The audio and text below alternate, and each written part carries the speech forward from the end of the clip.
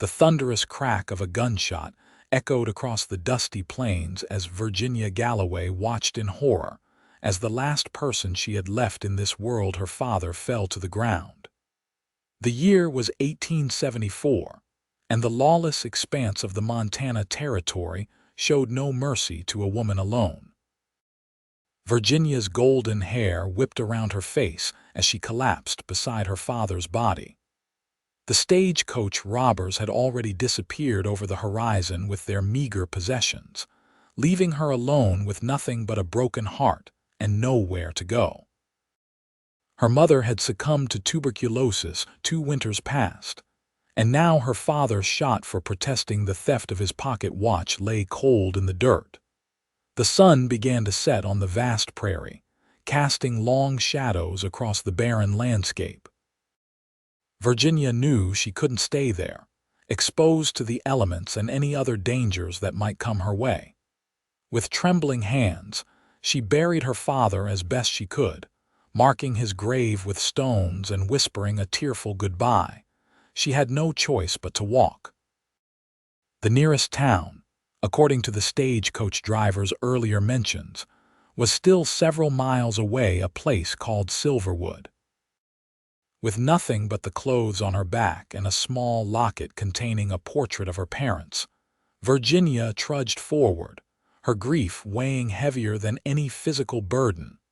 By the time she reached the outskirts of Silverwood, darkness had fallen completely.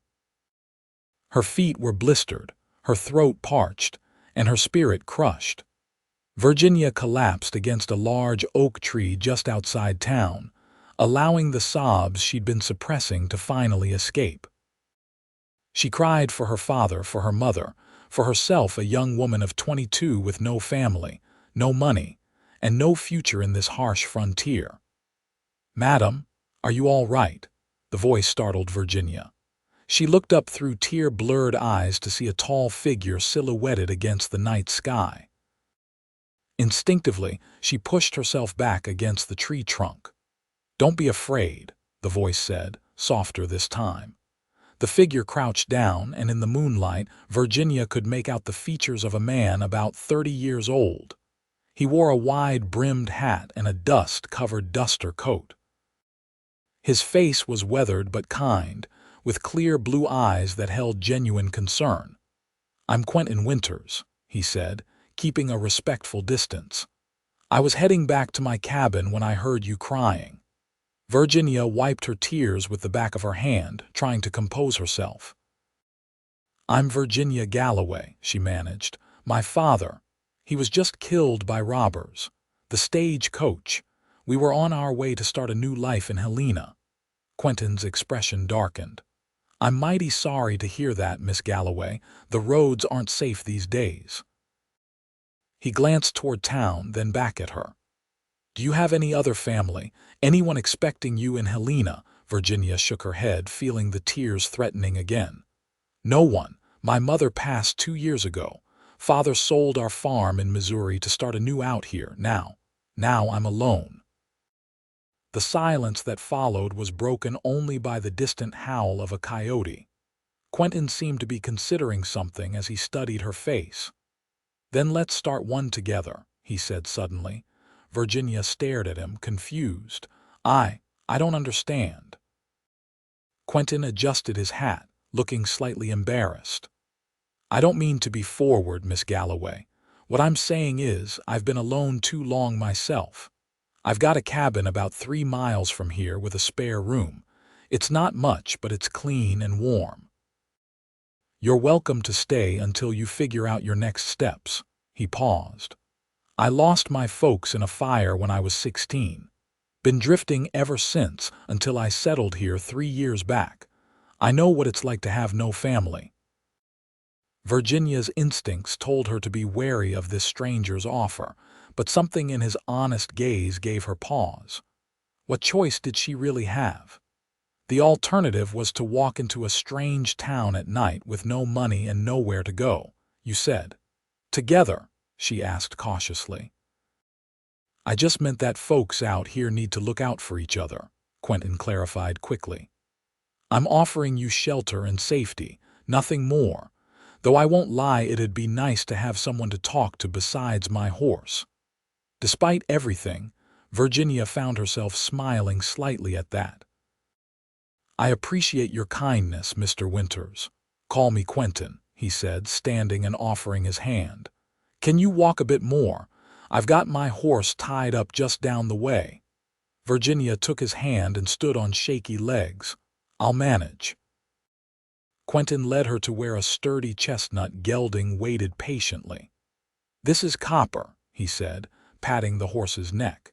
"He's strong enough to carry us both." With surprising gentleness for a man of his size, Quentin helped Virginia onto the saddle before mounting behind her.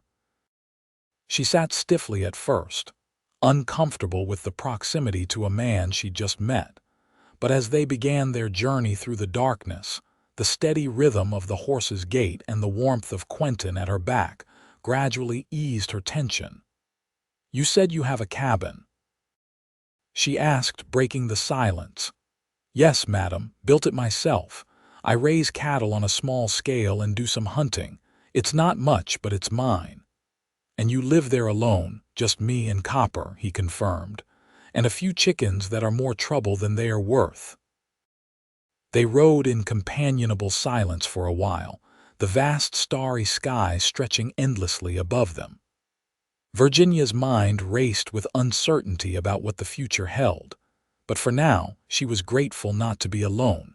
True to his word, after about an hour's ride, a small cabin came into view. It was simple but sturdy looking, with smoke curling from the chimney. "Did you leave a fire going?" Virginia asked, concerned. Quentin chuckled. "No, that'll be Martha. She comes by twice a week to help with cooking and cleaning. She must have stayed late tonight." As they approached, the cabin door opened, and an elderly woman with silver hair peered out holding a lantern. "Quentin Winters, what time do you call this?" she called, her voice strong despite her years. Then she spotted Virginia. "And who might this be?" Quentin dismounted and helped Virginia down. "Martha, this is Miss Virginia Galloway. She's had a terrible day and needs a place to stay.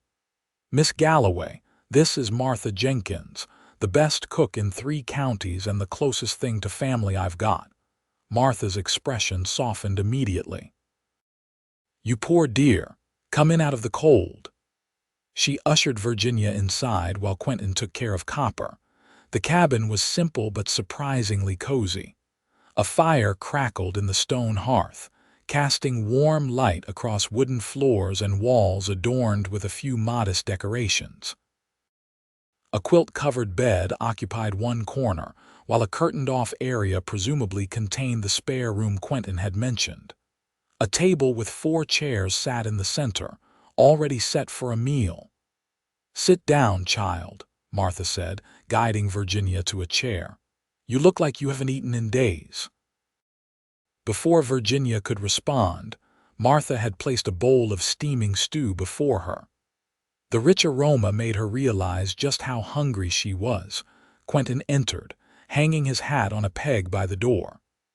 "Martha always cooks enough for an army," he said with a smile, taking a seat across from Virginia. As they ate, Virginia briefly recounted the tragic events of the day. Martha clucked sympathetically, and Quentin's jaw tightened at the description of the robbers. "Those must be the Blackridge boys," he said grimly. "They've been causing trouble all through the territory." "The law hasn't caught up to them yet?" Virginia asked. Quentin exchanged a look with Martha. "Sheriff Patterson tries, but he's getting on in years, and they're quick to cross territorial lines where he can't follow." After the meal, Martha showed Virginia to the spare room, small but clean, with a narrow bed and a chest for clothes. "I'll bring you something to sleep in," the older woman said kindly. "And tomorrow we'll see about getting you some proper clothes." When Martha left, Virginia sat on the edge of the bed, the events of the day crashing over her again. Her father was gone. Everything they'd planned together, the new life they were going to build, gone in an instant. A soft knock at the door interrupted her thoughts. Quentin stood there, keeping a respectful distance. "I just wanted to say that you're welcome to stay as long as you need," he said. "Martha comes Mondays and Thursdays, but she lives in town. It's just me otherwise." He seemed to realize how that sounded and added quickly, "I'll be sleeping in the barn while you're here, so you'll have your privacy." "Mr. Winters, Quentin," Virginia corrected herself. "You don't have to do that. This is your home." "It's no trouble," he insisted. "Been sleeping out there half the time anyway during calving season." Virginia studied him in the lamplight. There was nothing threatening about him, quite the opposite. Despite his weathered appearance and rough hands that spoke of hard work, there was a gentleness to Quentin that put her at ease. "Thank you," she said simply. "For everything," he nodded, the hint of a smile crossing his face. "Get some rest, Miss Galloway. Things often look brighter in the morning." The next few days fell into an unexpected rhythm.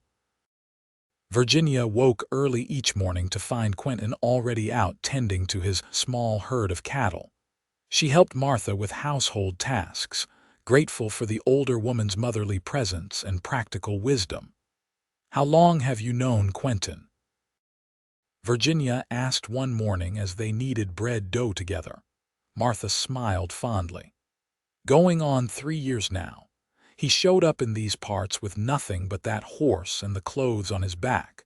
Bought this land when nobody else wanted it because of the rocky soil. But he's made something of it through sheer stubbornness." "He mentioned losing his family in a fire," Martha nodded sadly, "when he was just a boy in Kansas. Spent time in an orphanage, then worked as a ranch hand all over the West. Never stayed anywhere too long until he came here." She gave Virginia a knowing look. "He's a good man. Keeps to himself mostly, but he's got a kind heart." On the 4th day, Quentin took Virginia into town. Silverwood was small but growing, a main street lined with essential businesses, a church, and the sheriff's office. Virginia felt self-conscious in her borrowed clothes, but Quentin was respectful and unobtrusive as she selected fabric for new dresses at the general store. "Put it on my account, Frank," Quentin told the shopkeeper. "Oh no, I couldn't," Virginia protested. "Consider it a loan," Quentin said firmly. "You can pay me back when you're on your feet." As they walked down the boardwalk, Virginia was acutely aware of curious glances from townsfolk.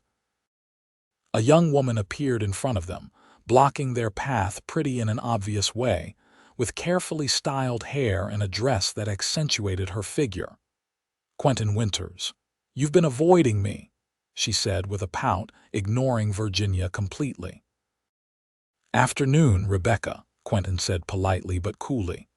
"This is Miss Virginia Galloway, Miss Galloway, Rebecca Miller. Her father owns the saloon." Rebecca gave Virginia a dismissive glance. "Charmed, I'm sure. Quentin, Daddy's having a gathering Saturday evening. You simply must come."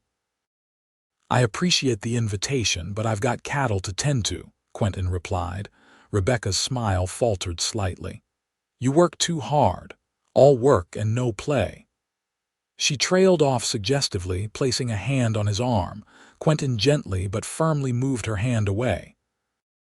"Give your father my regards, Rebecca." As they continued walking, Virginia couldn't help but ask, "Not interested in social gatherings?" Quentin glanced at her, a hint of amusement in his eyes. "Not those kinds. Rebecca's been trying to lasso me since I arrived. Her father wants to expand his businesses, and apparently I'm part of the territory he's looking to claim." Virginia felt an unexpected twinge of something that might have been relief. "And you're not interested in being a trophy husband to advance someone else's ambitions?" Quentin shook his head. "No, madam. When I marry, if I ever do, it'll be for love, not convenience." They stopped at the sheriff's office next, where Quentin introduced Virginia to Sheriff Patterson, a graying man with kind eyes and a firm handshake. Virginia described the men who had attacked the stagecoach and killed her father. "Blackridge gang, sure enough," Patterson confirmed grimly. They've been working their way north. I've sent telegrams to every law office in the territory, but they're slippery as eels." He looked at Virginia sympathetically. "I'm sorry about your father, Miss Galloway. I'll do everything I can to bring those men to justice." As they headed back to the cabin, storm clouds began gathering on the horizon. Quentin urged Copper to a faster pace, but the rain caught them about a mile from home, a sudden, drenching downpour that had them both soaked in seconds. They reached the cabin laughing despite themselves at their bedraggled appearance. Quentin quickly built up the fire while Virginia put on the kettle for coffee. "You should change before you catch your death," Quentin said, running a hand through his wet hair. Virginia nodded, suddenly aware of how her soaked dress clung to her. She retreated behind the curtain to her room and changed into dry clothes, using a towel to dry her hair as best she could. When she emerged, Quentin had also changed and was pouring coffee into 2 mugs. They sat before the fire, watching the rain lash against the windows as thunder rumbled overhead. "I've always loved storms," Virginia said softly. "My mother used to say they were the earth renewing itself." Quentin smiled. "My pa said they were just God moving the furniture around." The mention of his father seemed to surprise even him, as if he hadn't spoken of his family in a long time. "You remember them well." "Your parents?" Virginia asked gently. Quentin stared into the fire. "Some days better than others. My pa was a blacksmith. Had hands twice the size of mine but could shape metal like it was clay. My ma taught the local children before the schoolhouse was built." He took a sip of coffee. "The fire happened while I was fishing at the creek, came back to nothing but ashes." Virginia reached out impulsively, placing her hand on his arm.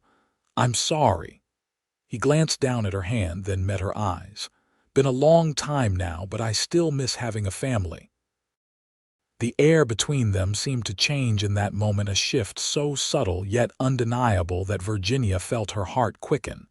She withdrew her hand, suddenly self-conscious. "And what about you?" Quentin asked. "What was your life like before?" Virginia told him about growing up on their small Missouri farm, about her mother's illness, and how her father had never quite recovered from the loss.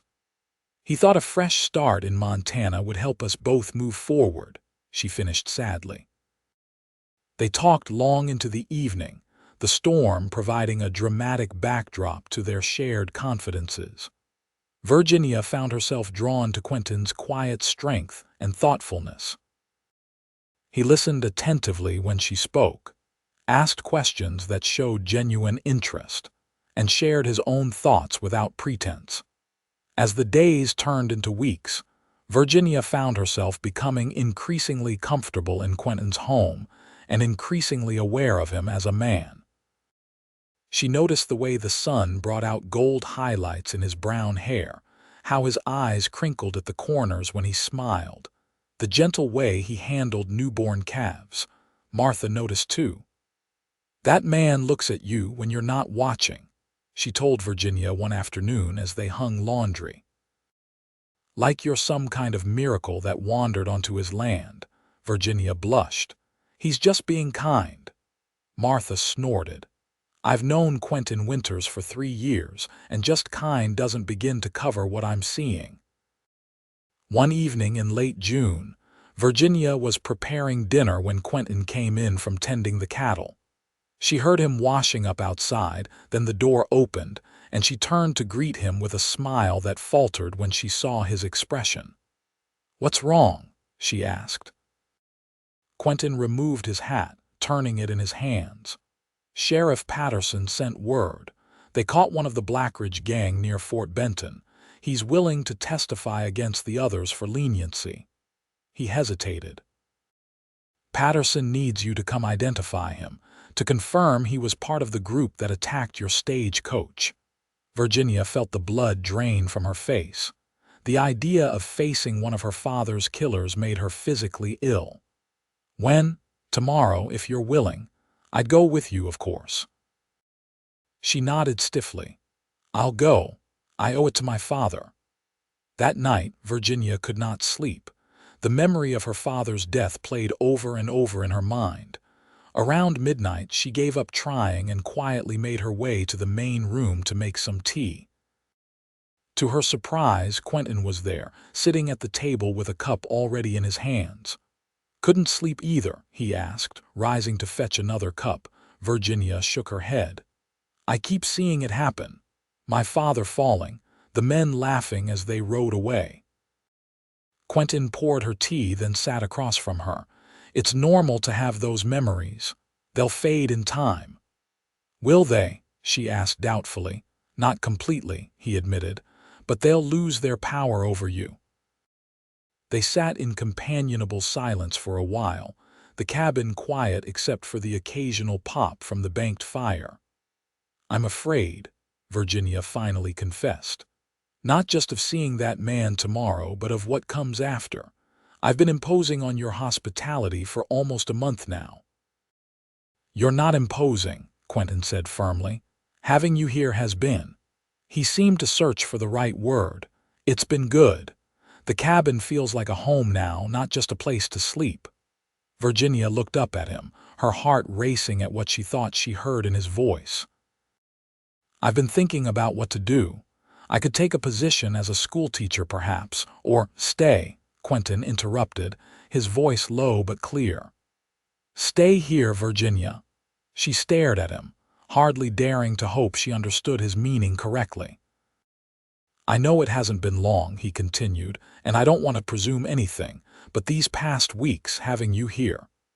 He ran a hand through his hair, seeming uncharacteristically nervous. "I've been alone most of my life, never minded it much until now. But the thought of going back to that emptiness after knowing what it's like to have you here," he broke off, shaking his head. Virginia felt tears spring to her eyes. "Are you asking what I think you're asking, Quentin?" He reached across the table, taking her hand in his. "I'm asking if you might consider a more permanent arrangement. Not right away, I know you need time. But someday, if you could see yourself building a life here, with me." Virginia's free hand went to the locket at her throat, the one containing her parents' pictures. She thought about what her father would say. He had always told her to follow her heart but use her head. "I barely know you," she said softly, though she wasn't sure that was true anymore. "We have time," Quentin replied. "I'm not going anywhere." The journey to town the next day was tense.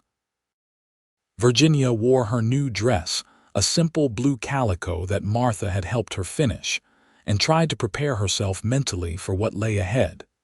The sheriff's office was crowded when they arrived.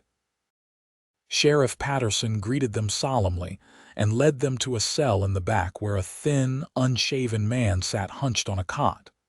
"This is Illy Blackridge," Patterson said. "Youngest of the brothers. Illy, this is Miss Galloway." The man looked up, his eyes darting between Virginia and Quentin. "I ain't talking to no woman," he spat.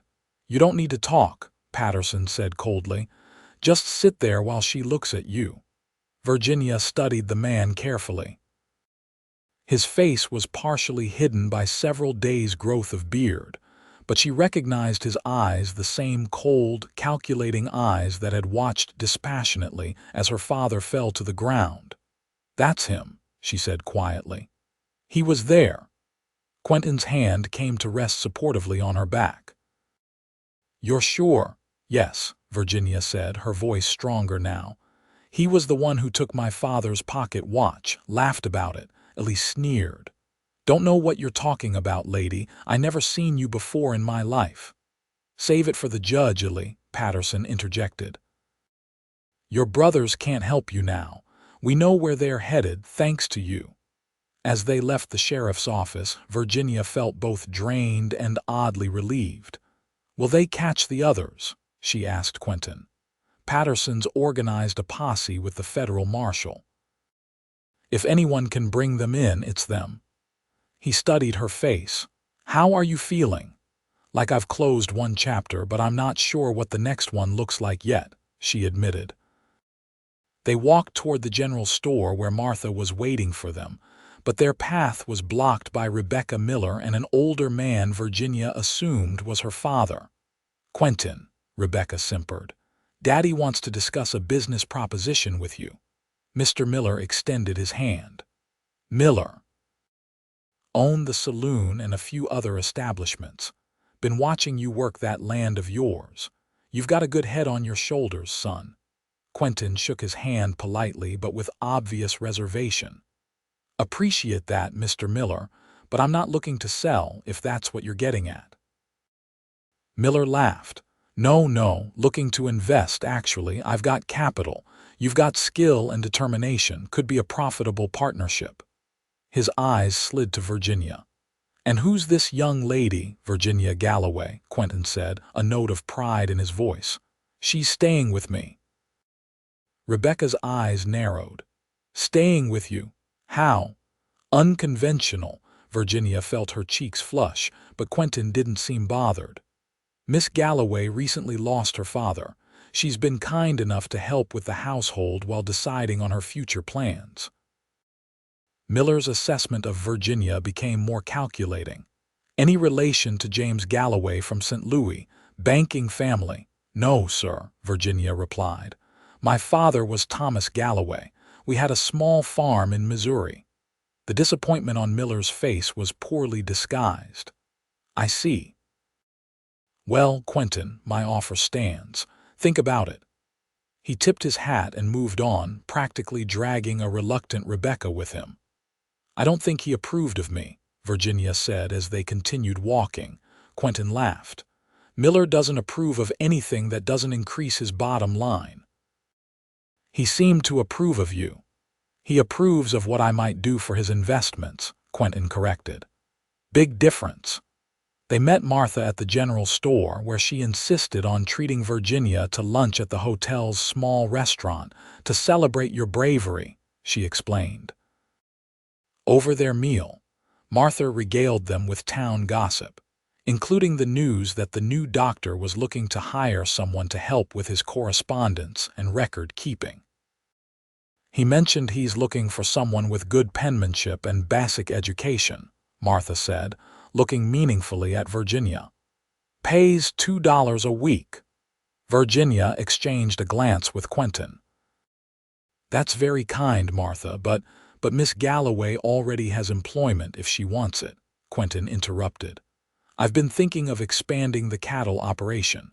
Could use some help with the books and correspondence myself." Martha's eyes twinkled knowingly. "Is that right?"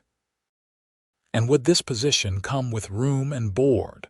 "It would," Quentin confirmed, his eyes never leaving Virginia's face, "though the exact arrangements might change over time."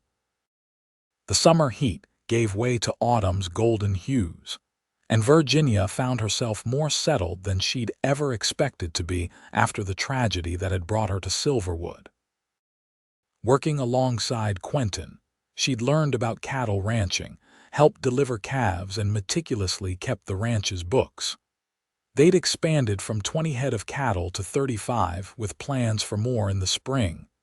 Their relationship had evolved too slowly, respectfully, but undeniably.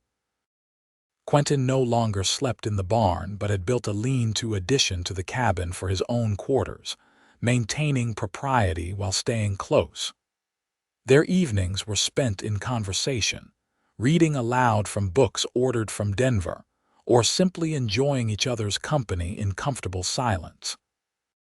One crisp October evening, Quentin returned from town with supplies and a letter for Virginia.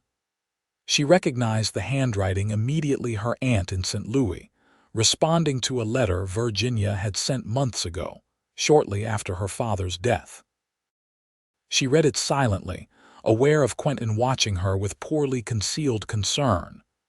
"My aunt has invited me to come live with her in St. Louis," Virginia said finally, looking up.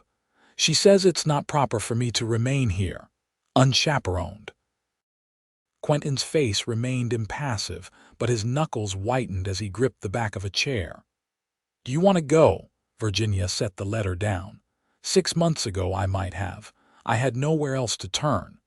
She moved closer to him, close enough to see the flecks of gold in his blue eyes. But now I have something I've never really had before, a choice. And what do you choose? He asked softly. Instead of answering directly, Virginia reached for his hand. Do you remember what you said to me that first night, when you found me crying under that tree? A smile tugged at Quentin's lips. I said a lot of things, most of them probably foolish. You said, then let's start one together. Virginia's eyes shone with unshed tears. A family. You offered me a family when I had none.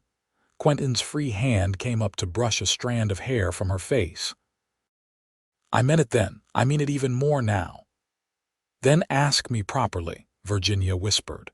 Quentin seemed taken aback for a moment, then understanding dawned in his eyes. Slowly, deliberately, he lowered himself to one knee, still holding her hand in his. Virginia Galloway, he said, his voice steady despite the emotion evident in his expression.